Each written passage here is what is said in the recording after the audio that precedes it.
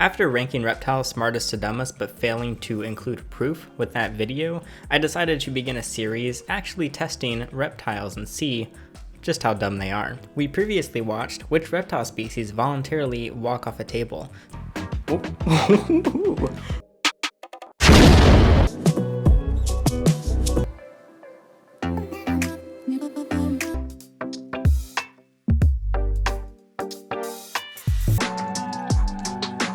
So today we're stepping it up a notch.